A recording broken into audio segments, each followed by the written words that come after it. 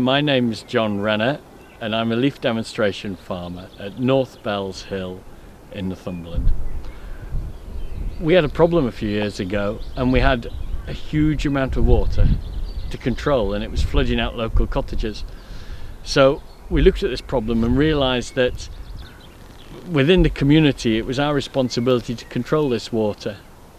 We managed to access a grant that helped us put in ponds and silt traps to control the flow of water and make the lives better for the people in the local community. It was really simply done, and it gave me a huge insight into how to control water and why water control and soil movement was so important about the farm.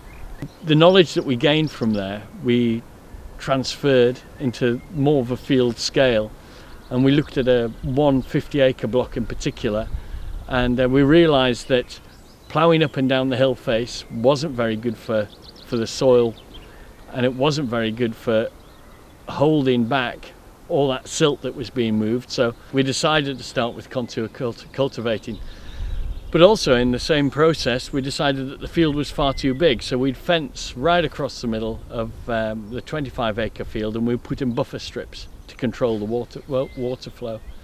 So from now on, that 50-acre field is now two 25-acre fields in a rotation, which used to be oilseed rape and beans within the rotation with wheat and barley, and it's all contour cultivated.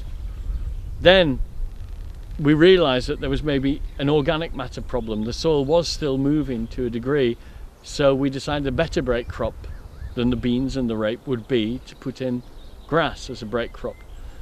The knock-on effect was just absolutely incredible. We started to produce lambs and finished them within 12 weeks, purely because of the higher protein in the young grass that was grown.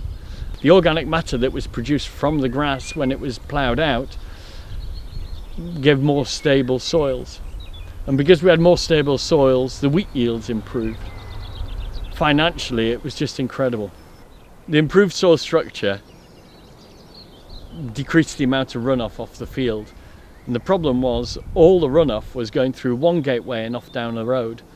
A huge amount of water going down the road, and on a cold day it froze over and it just became an ice rink. The councils do less and less gritting on the roads, and so the result could have easily been an accident. I didn't want to be responsible for that.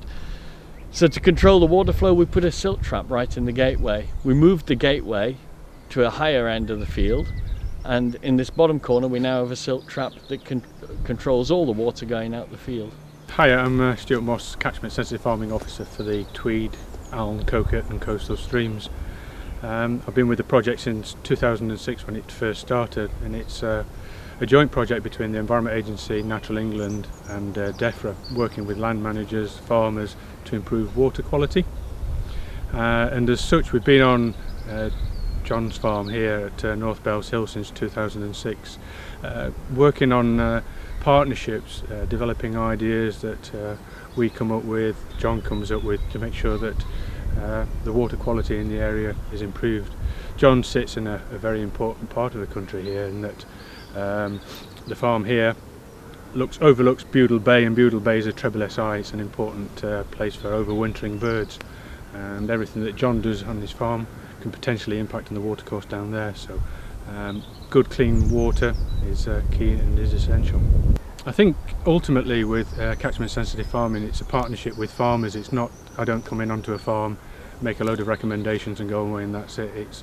We've been coming to North Bellshill since 2006 and looking at the source, pathway and receptor. Now that doesn't mean necessarily a great deal to a farmer, but it means at the source where field operations can be done to improve organic matter by increasing grass into the rotation, or by contour cultivations that stops the soil moving in the first place, and then putting in sediment traps, cross drains on tracks to stop the soil moving down the pathway, and in some cases moving gateways from the lower point of the field so that the water can't get out of the field and onto the road.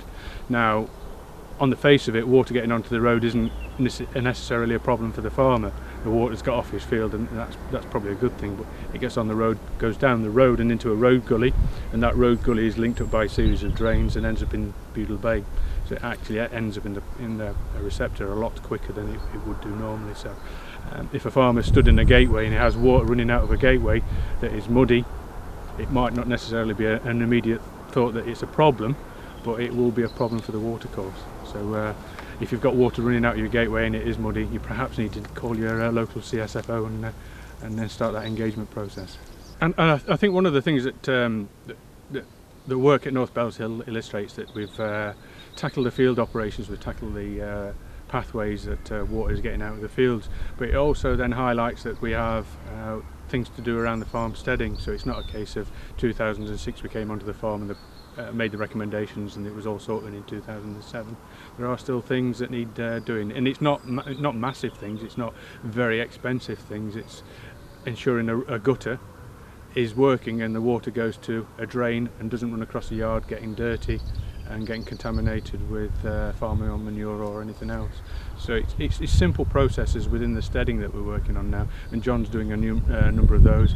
He's applied for various items in the capital grant scheme, and that will hopefully then tie it all down, that the stuff that we've done in the field and the stuff that we've done in the farm is a whole farm approach.